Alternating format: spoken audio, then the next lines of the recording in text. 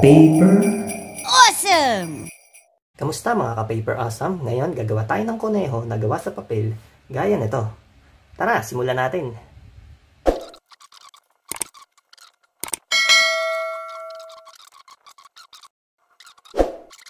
Una, dapat ang papel natin ay parisukat. Kahit anong sukat ng papel, basta parisukat, pwede yan. Rotate natin ang papel. Ito, ipapantay lang natin siya dun sa dulo sa taas.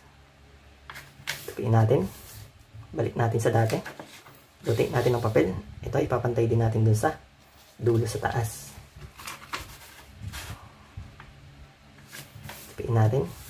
Sunod, ito, tupiin natin pataas. Mga ganito lang, tansyahin lang natin. Yan. Then, ito, ipapantay natin dito sa may gitna. Yan.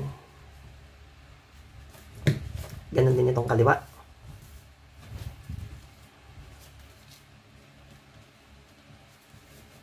Then, ibalik natin parehas sa dati. Then, ito, ipo-fold lang natin pababa. Yan. Hindi siya aabot dito. Hanggang dito lang.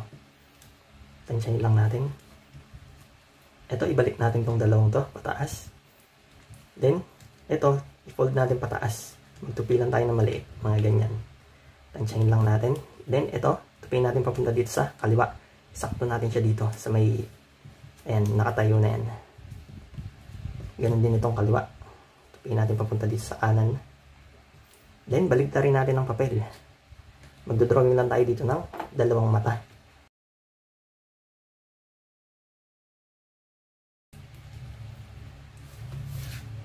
Then, ito, i-fold lang natin to ng maliit.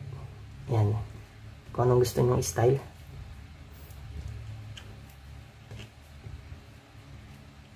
Then, ayun na. Tapos na ang ating kuneho na gawa sa papel. Ang cute, di ba?